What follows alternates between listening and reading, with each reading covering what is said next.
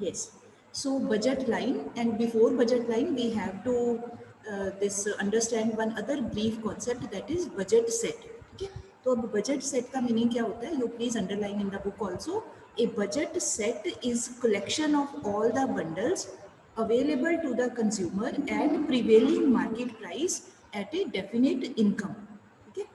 Collection of all bundles available to the consumer. इसका meaning क्या हुआ? Bundles means pairs of two goods. Any two goods are there, we have named them as good X and good Y. तो कोई दो चीज़ें, two goods are there with the consumer, available to the consumer at prevailing market price.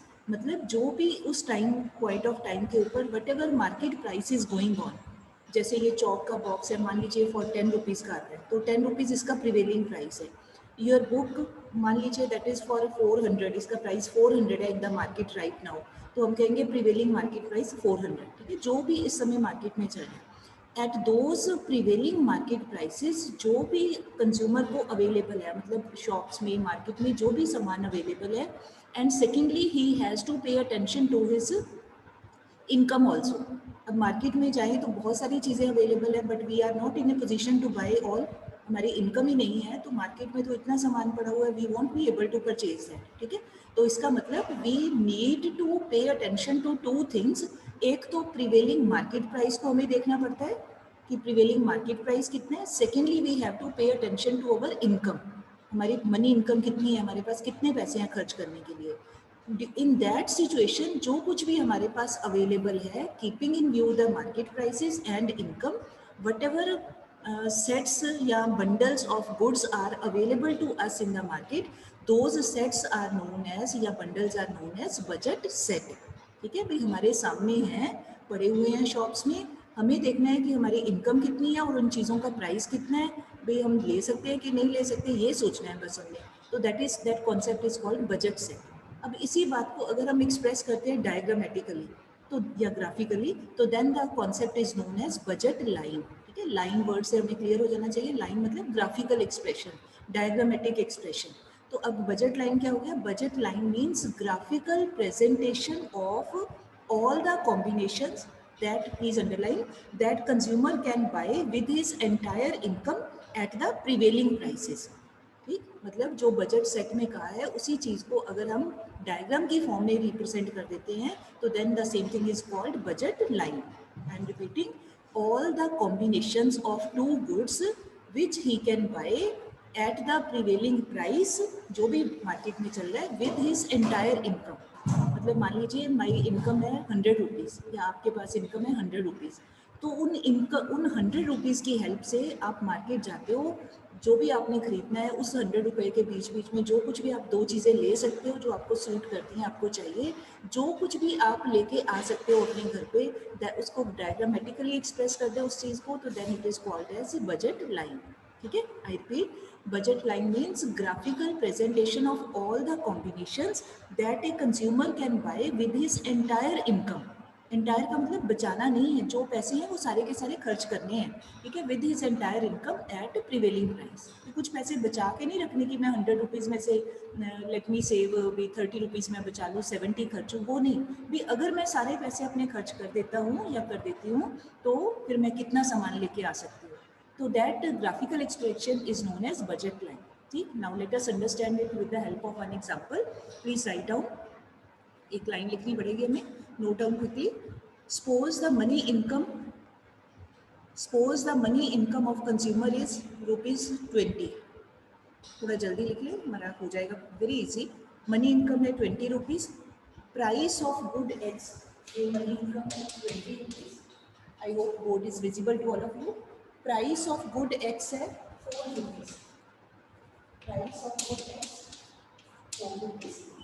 Price of good Y 2 rupees है.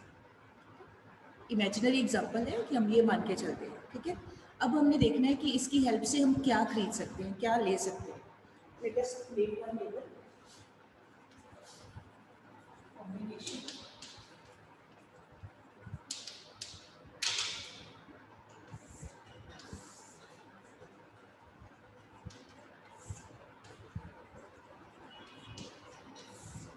अब now I am writing some other values, जो book वाला table है वो आप अवॉइड कर दो, उसकी जगह I am writing some other values, वो आपने नोट कर लेंगे सिंपल वाले। एक्स की जो यूनिट्स हैं दे आर 0 से 5, combination A B C D E 0 1 2 3 4 5, ठीक है। और वाई के जो यूनिट्स हैं जो परचेज कर सकते हैं दैट इज 10 8 6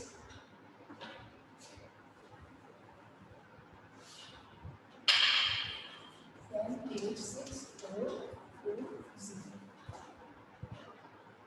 ठीक है। अच्छा, अब इसको आप समझे कि करना कैसे है। इसका मतलब है कि अगर जो कंज्यूमर है if he spends his entire 20 rupees, एक साइड पे लिखा है ना मनी इनकम 20 रुपीज़ है, तो ये 20 rupees money income price of X 4 rupees price of Y 2 rupees. अगर वो सारे पैसे खर्च कर देता है वाई कमोडिटी के ऊपर, ठीक, तो कितना है वाई का प्राइस 2 रुपीज़, कितने यूनिट्स और इनकम उसने 20 रुपीज़ खर्च करनी है, तो at the most how many units can he buy, 10 units ही ले सकते हैं ना, 10 इंटू 2, 20 रुपये खर्च करने हैं, 10 चीज़ें ले ले वो वाई की 2 रुपये के हिसाब से, तो उसके सारे पैसे खर्च हो जाएंगे and he want be able two by anything of x, पैसे ही नहीं है खरीदने के लिए।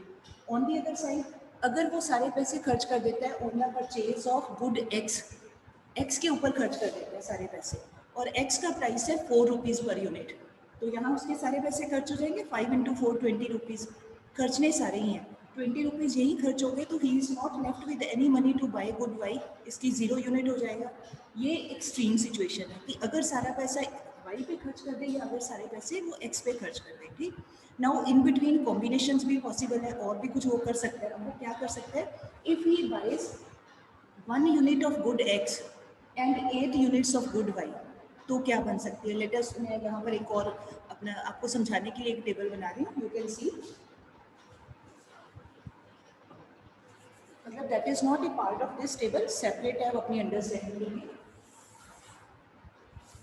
तो इसको हम ऐसे लिख सकते हैं P X into X plus P Y into Y is equal to money income, ठीक है।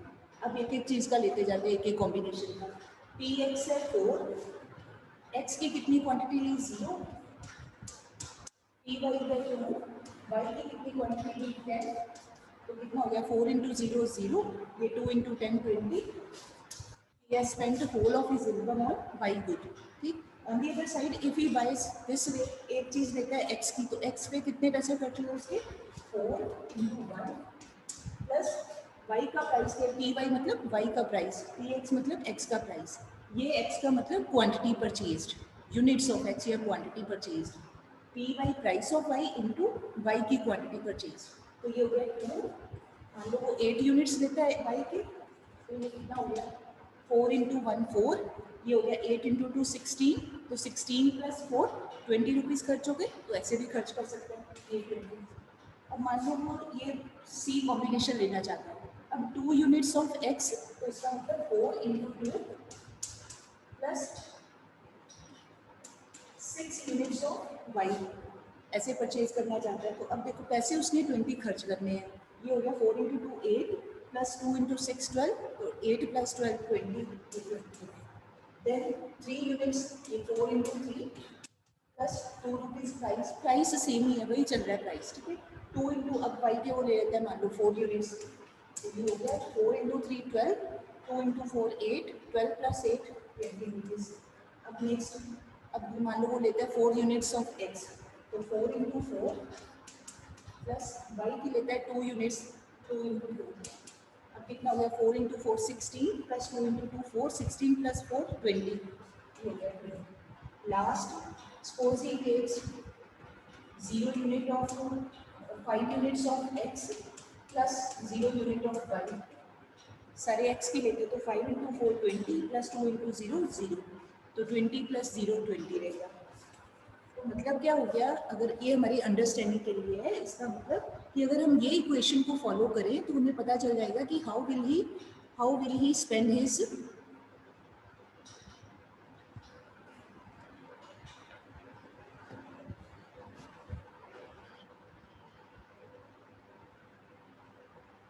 How will he spend his entire money income, ठीक है। Mohit Mal, you have joined now. Time is 9:13. 13 minutes you are late. तो इससे better है कि आप video ही बाद में आप देख लो, बीच में इंटरप्शन आप नहीं करा करो सारे बच्चे जो भी लेट आते हैं. हाँ जी. तो ये जो लाइन है, ये जो इक्वेशन है, that will be known as, आप नीचे इसको दोबारा से लिख लो, this equation is known as equation of budget line. ठीक है. I hope this table you have written. May I rub the board? रब कर दो बेटा.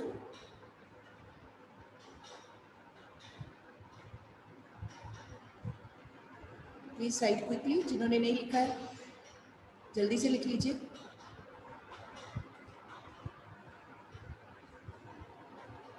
सिंपल है, बस वैल्यूज ही पुट करनी है, प्राइस पुट कर देना, इधर से क्वांटिटी पुट कर देनी है.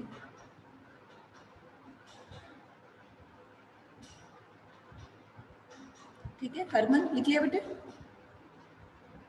Okay. Gurparam Kaur, have you written बेटे? Okay. I am rubbing the board.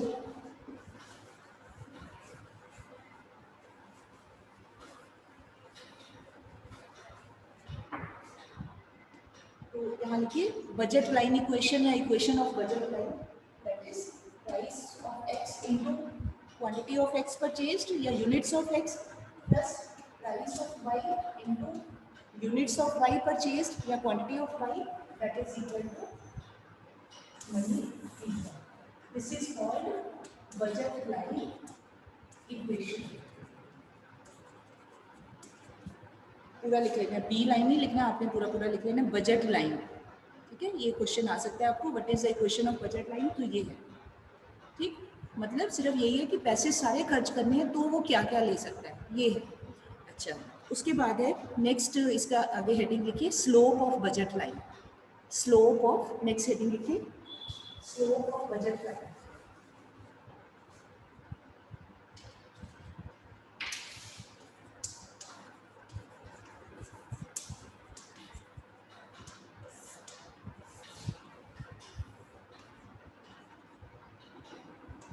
अब स्लोप से पहले अगर हम वो जो डायग्राम बनाया, if we express it in the form of diagram, पहले हमने टेबल बनाया ना, बस उसी बात को अगर टेबल डायग्राम की फॉर्म में दिखाएं, we will get this type of line.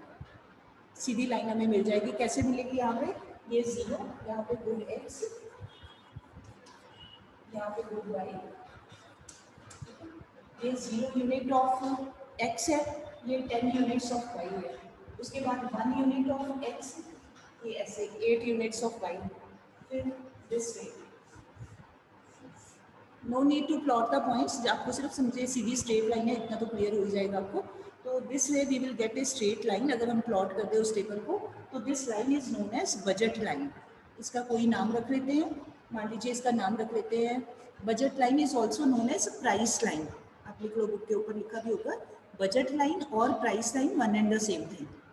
Paper में कोई भी वर्ड आए मीनिंग एक ही है. ठीक. तो इसका नाम रख लेते हैं P L, price line P L, या बजट लाइन बी एल, कुछ भी रख लो आप.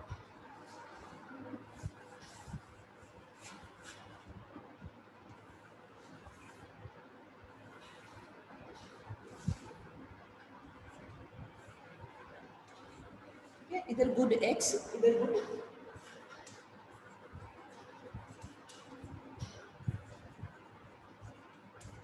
एक्स दिखा. ठीक है. अच्छा. अब नेक्स्ट है हमारा स्लोप. अभी मैंने बोला था स्लोप कैसे पता लगाएं.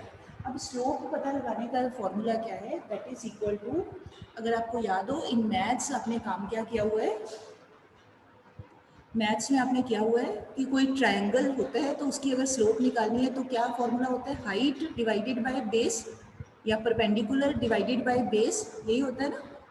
ये हाइट है या परपेंडिकुलर है, ये बेस है. तो यहाँ फॉर्मूला क्या हो जाएगा, slope is equal to height divided by base. अब यहाँ पे पी पॉइंट के ऊपर और यहाँ पे ये एल पॉइंट के ऊपर, थोड़ा सा टेक्निकली समझना इसको. अगर वो सारे पैसे यहाँ खर्च कर रहा है, ठीक, 20 रुपीज़ है उसके पास और वो 10 यूनिट्स इसके खरीद रहा है, यही लिखा था ना हमने, कितने पैसे हैं उसके पास, मनी इनकम है 20 रुपीज़. और एम ओवर पी वाई, तो ये क्या है, m है 20 और y का प्राइस है 2 रुपीज़। तो ये कितना हो गया, 2 से 20 को कैंसिल हो गया, 10 यूनिट्स खरीद सकते हैं वो y के, ये मतलब ये 10 यूनिट्स हैं, ये 10 यूनिट्स उसने यहाँ पे परचेज की, तो ये हो गया 10। ठीक, on the other side at this point, L point के ऊपर क्या हो रहा है, m डिवाइडेड बाय, इसको थोड़ा अलग लिखना है, m divided by price of x। ठीक है, तो m कितने हैं 20 रुपीज़, प्राइस ऑफ x कितने हैं 4 रुपीज़, तो ये कैंसिल हो गया, ये आ गया 5।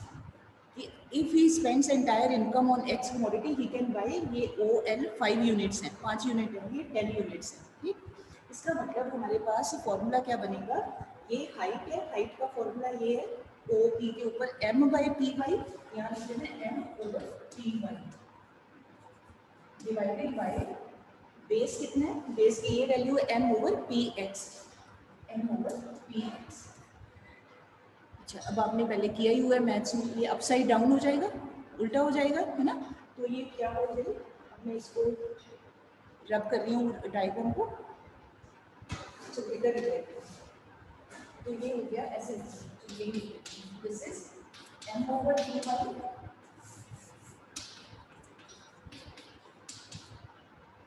इनटू, ये अपसाइड डाउन हो जाएगा P X by M, P X by M. अब ये m और m विल गेट कैंसल्ड, बच गया हमारे पास में P X over P Y. This is called the slope of budget line.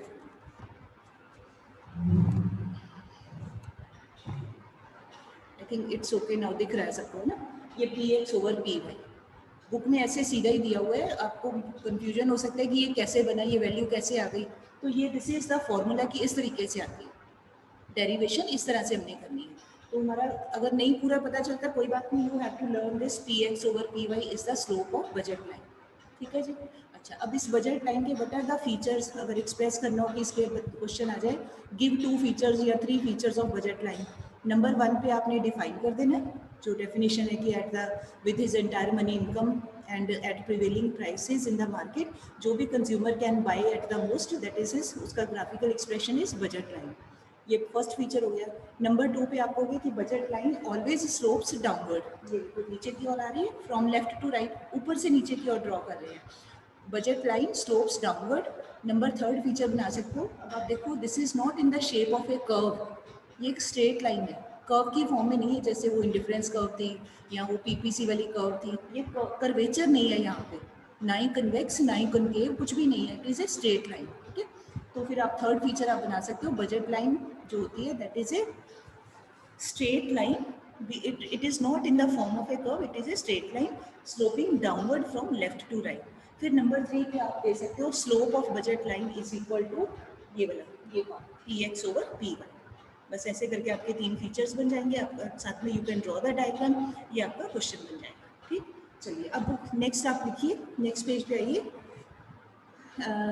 ये जो लिखा हुआ है चेंजेस इन बजट लाइन, अभी मैंने ये सारा स्लोप वाला समझाया, चेंजेस इन बजट लाइन और budget set. Let us try, very easy.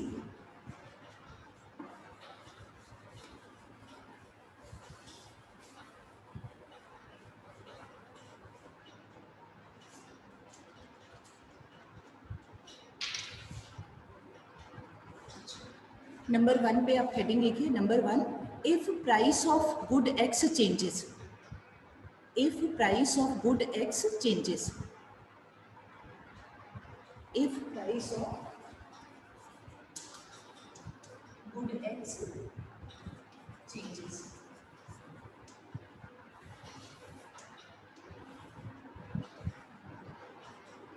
बेटे ये एक्सिस पे अपने आप लिखा है ना, बार बार मुझे लिखना पड़ रहा है, आपको याद हो जाना चाहिए, यहाँ गुड एक्स इधर गुड वाई, ये हमेशा ही लिखना है हमने। ठीक है, अच्छा ये पी एल हमारी है बजट लाइन, अब हमने कोई पॉइंट नहीं लगानी, कोई प्लॉटिंग नहीं करनी, simple straight line P L. अब मान लीजिए price of X falls, consumer की मनी इनकम भी उतनी ही है, price of Y good is not changing, उसका प्राइस भी उतना ही है, only price of commodity X falls, then what will happen to the quantity purchased? It will increase या it will come down? अगर एक्स कमोडिटी सस्ती हो जाती है, इसका प्राइस कम हो जाता है, बाकी सब कुछ उतने का उतना ही है, उसके इनकम भी 20 रुपीज़ है, वाई कमोडिटी का प्राइस भी 2 रुपये ही है, सिर्फ एक्स का प्राइस 4 की बजाय कम होकर 3 रुपये हो जाता है मान लो, तो अब क्या होगा, एक्स की वो ज़्यादा क्वांटिटी ले सकते हैं या कम क्वांटिटी ले सकते हैं कंज्यूमर? ज़्यादा। ज़्यादा ले सकते हैं ना, ऑब्वियसली सस्ती होगी तो ज़्यादा क्वांटिटी ले सकते हैं। दैट मीन्स ये जो प्राइस लाइन है it will come towards right side. जब हम एक्सिस पे दिखाते हैं 0 1 2 3 4 ये 5 है मान लो, अब वो 6 यूनिट्स ले सकता है, 7 ले सकता है, जितना भी है, मतलब पहले से ज़्यादा ले सकता है क्योंकि एक्स का प्राइस कम हो गया है, तो it will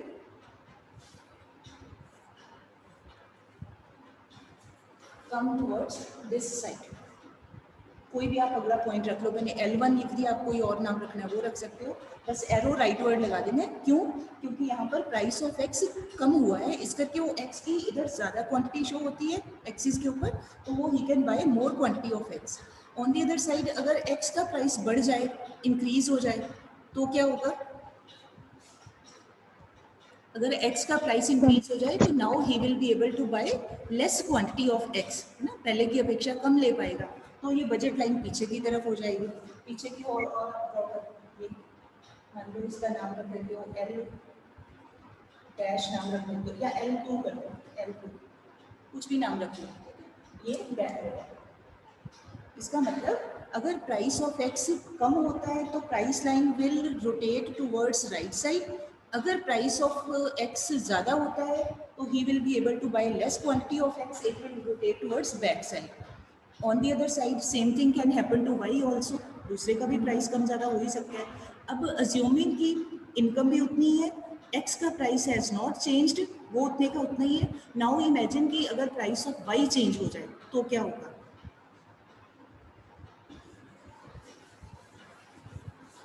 Now give the heading if price of Y good changes. If price of good Y changes.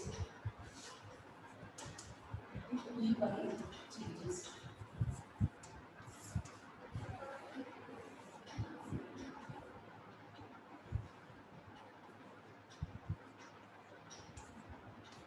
ये मान लीजिए ओरिजिनल P&L बजट लाइन है। अगर अब x का प्राइस सेम है, इनकम सेम है, तो अब अगर y का प्राइस कम हो जाए, price of good y falls, तो he will be able to buy more of y, जो चीज़ सस्ती हो गई हम ज़्यादा ले सकते हैं, तो व्हाट विल हैपन, ये जो बजट लाइन है इट विल रोटेट अपवर्ड।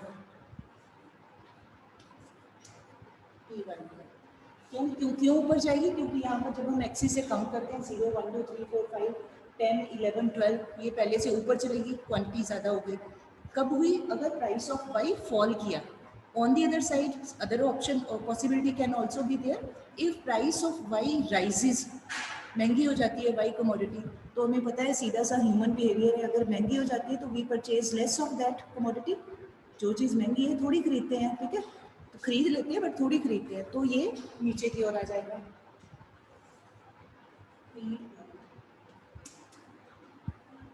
ये पॉइंट सेम रहना है क्योंकि x में कोई चेंज नहीं है, वो जितना है उतने का उतना ही, मतलब at a time only one thing is changing. एक बार x का प्राइस चेंज दिखा देना, एक बार y का प्राइस। ये प्राइस ऑफ y अगर राइज करता है तो budget line will come down, rotate होकर नीचे हो जाएगी। अगर प्राइस ऑफ y फॉल करता है तो it will go up, upward arrow दिखाना, ठीक। दो अलग अलग सिचुएशंस हो गई। नाउ एक और सिचुएशन हो सकती है कि मान लीजिए अगर at the same time if price of both the goods change, दोनों का इकट्ठा ही प्राइस चेंज हो जाए, एक्स का भी तो वाई का भी, ठीक, तो क्या हो सकता है? Late us see the other. इसको आप नंबर 3 बना लो, बुक में नहीं लिखे हुए, बुक में सीधे सीधे बस इकट्ठा ही दिया हुआ है, but we can separate it in different points.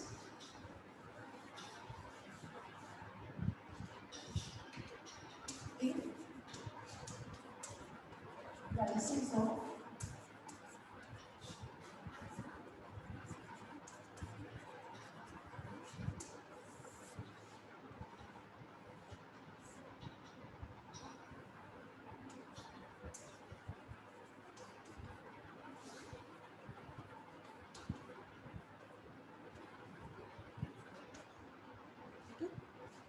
ये ओरिजिनल, कहीं भी आप कोई भी बजट लाइन ड्रॉ कर लो, कैसे भी स्ट्रेट लाइन होनी चाहिए।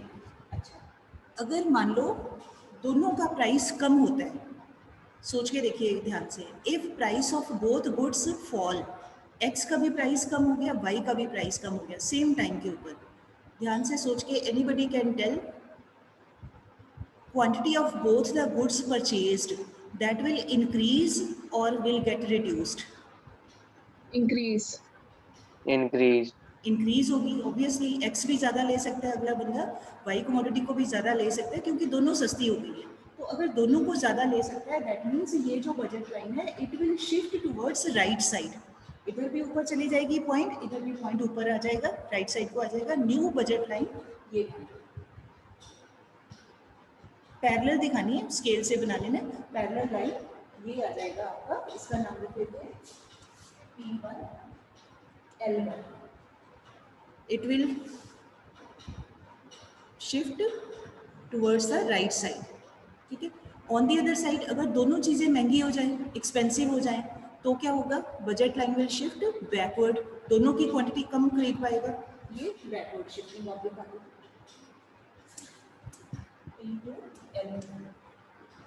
अगर prices of both the goods increase तो budget line will shift towards back side, but if prices of both the goods fall then budget line will shift towards right side, ठीक है। ये हमारा concept है budget line का, ठीक। अब now we have covered both the concept, now we have come to the main, जो main story के ऊपर आना है, that was our consumer equilibrium. अब हम जल्दी से उसको कर देते हैं।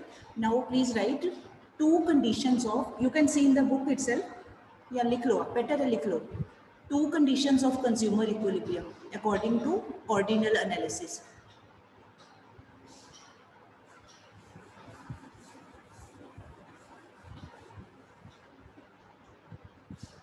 फर्स्ट कंडीशन है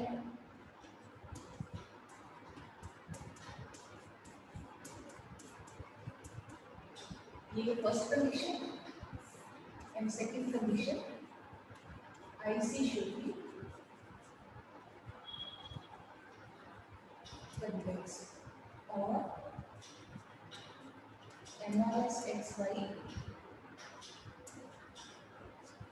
should be diminishing.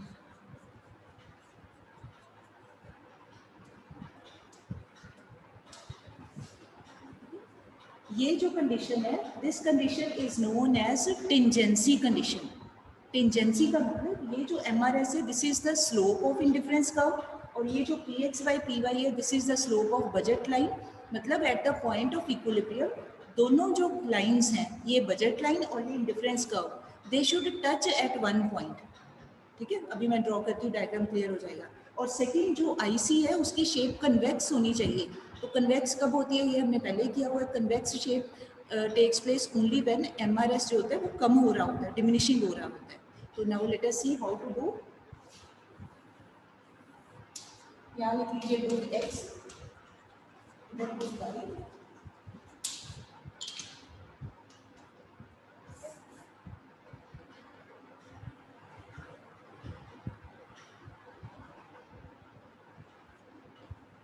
ये IC, ये बजट लाइन,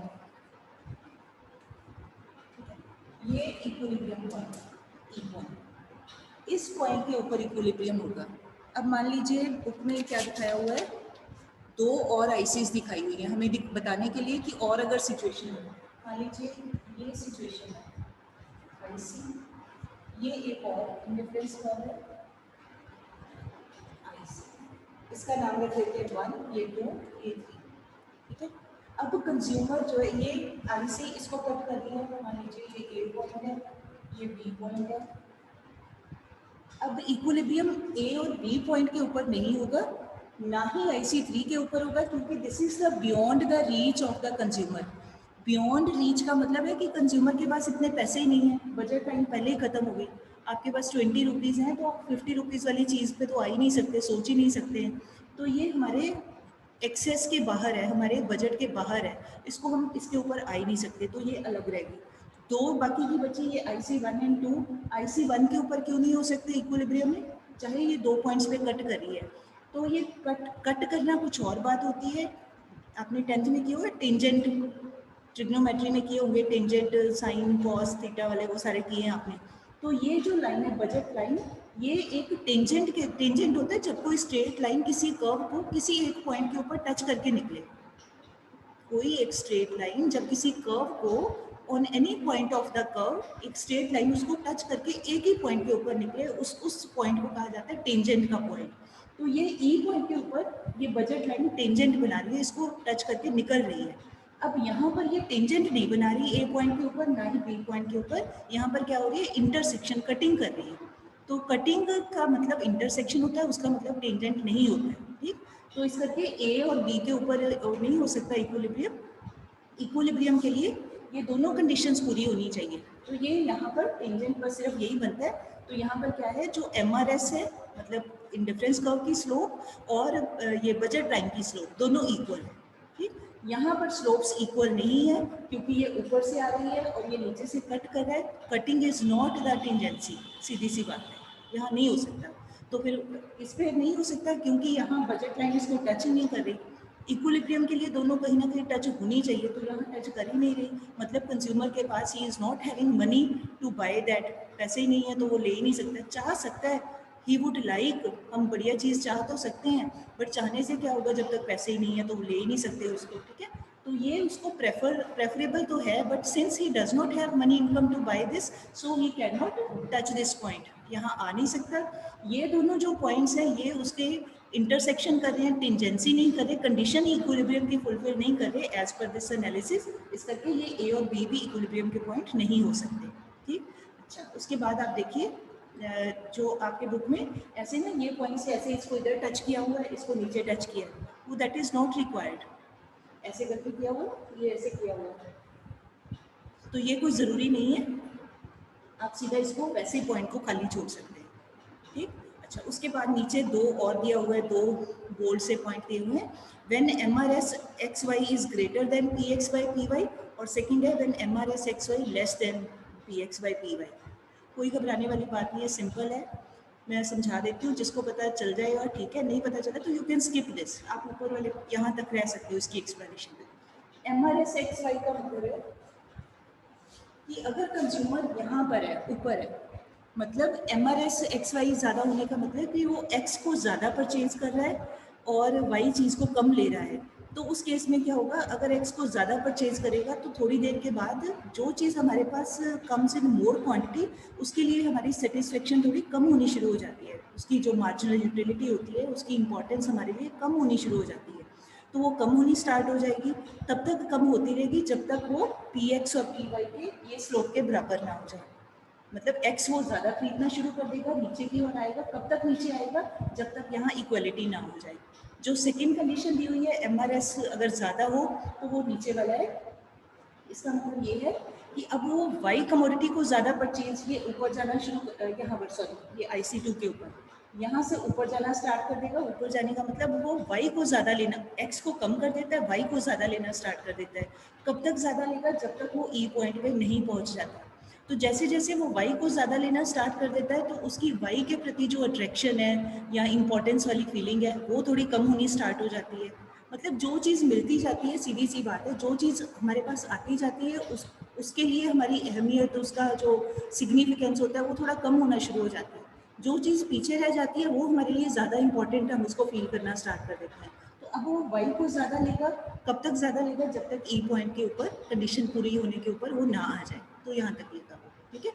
तो ये वाले जो लास्ट दो पॉइंट्स हैं, अगर आपको लिखने में डिफिकल्टी हो कोई बात नहीं, इसको आप स्किप कर सकते हो, पढ़ लेना है, ठीक है। और आप यहाँ तक अपना बाइंड अप कर सकते हैं कि एक्सप्लेनेशन ये कंज्यूमर इक्विलिब्रियम का, नीचे फिर डायग्राम बना के फिर आपने लिखना है कि as it is clear from the diagram कि consumer is at equilibrium, in equilibrium at point A, ठीक है जी। सो विद दिस अवर ये कॉन्सेप्ट ऑफ